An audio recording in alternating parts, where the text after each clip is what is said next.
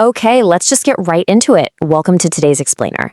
Now, we're looking at a story today that honestly sounds like a pitch for a Hollywood monster movie, but it's actually a deeply unsettling reality. We are talking about a single crocodile that controlled an entire river in East Africa for 70 years.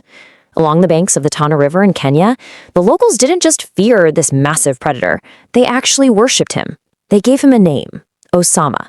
And, well, as the chilling legend goes, the ones who didn't respect his reign, they were never seen again. You know, for generations, these communities along the Tana River had lived right alongside crocodiles. It was just a normal fact of life. They understood the risks, they respected the animals, and they kept their distance. Pretty standard, right? But one crocodile was different. Unlike literally any predator they had ever encountered in their history, Osama seemed to hunt humans deliberately. Part 1. The river's dark secret. So Osama first appeared in the early 1980s near the Tana River Delta. And within his very first year, he had already killed multiple fishermen along that exact same stretch of river. Obviously, this sent shockwaves through the local fishing communities. Wildlife authorities were immediately called in, traps were set, but nothing worked. And I mean absolutely nothing. Osama actually seemed to understand the standard traps. He would approach them, carefully inspect them, and then just leave. Witnesses even reported watching him deliberately circle a baited trap 3 times before calmly disappearing back into the dark water. It's like he knew exactly what they were trying to do. Part 2. A Reign of Terror. Once he realized he was being hunted, Osama changed his tactics. He began actively patrolling a staggering 20-mile stretch of the river. Just imagine that for a second. Imagine trying to live, work, and survive next to a body of water where a massive apex predator is hunting across a 20-mile radius.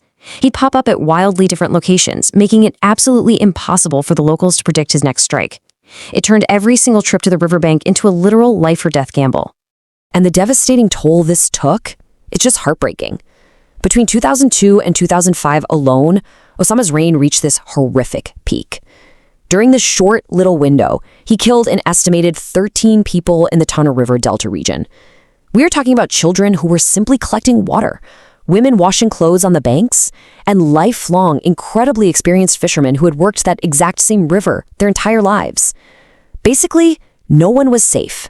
The fallout from this was absolute societal devastation. The local community felt they had no choice but to stop using the river entirely. And think about it. When you abandon a river, the surrounding civilization collapses. Crops failed because there was no safe way to irrigate. Livestock literally died of thirst because nobody, and I mean nobody, dared take them down to the water. The sheer terror of just approaching the river completely broke the local economy and their entire way of life. With the community collapsing, a massive bounty was placed on Osama's head.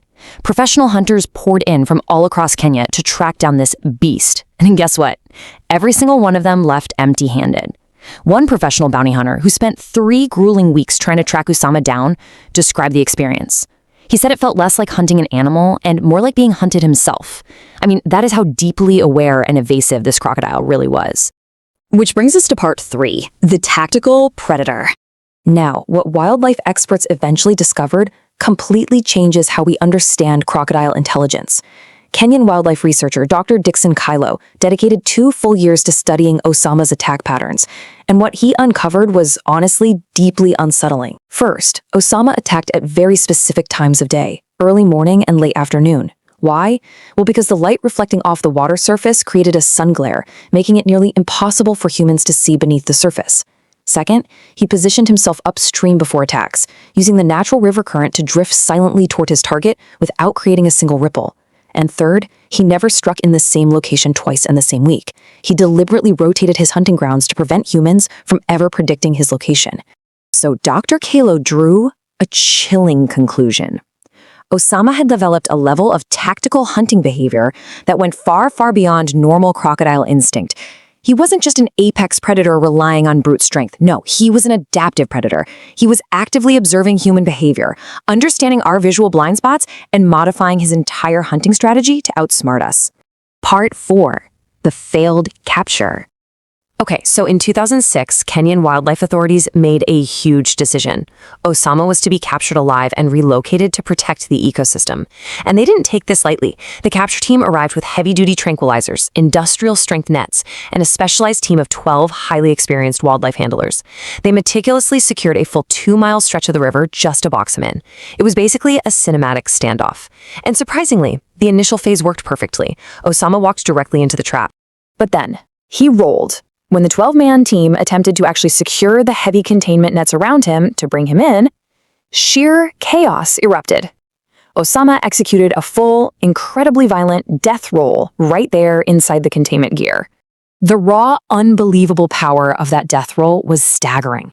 The force was so immense that he snapped the primary restraint cable clean in half. And guys, this was a cable mechanically rated to hold 3 tons of force. 3 tons! During this explosive escape, 3 of the experienced handlers were injured in the chaos. And Osama, he just disappeared right back into the dark waters of the river.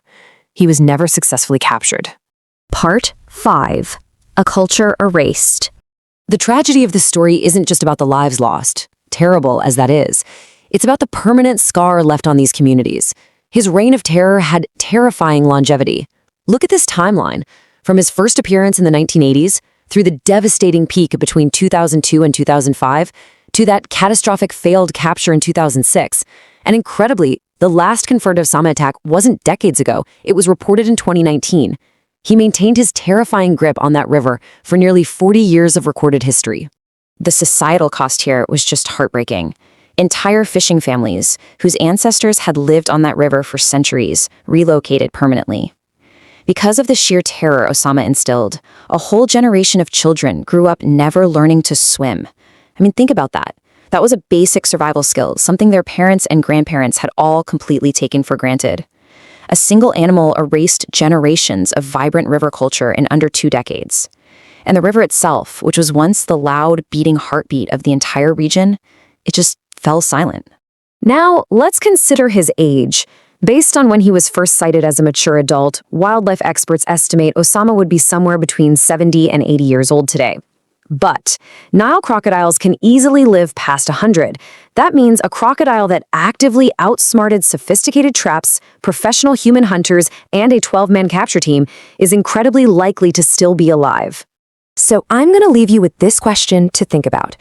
Do you think Osama is still out there, silently drifting on the currents, hunting that river today? Let me know what you think down in the comments below.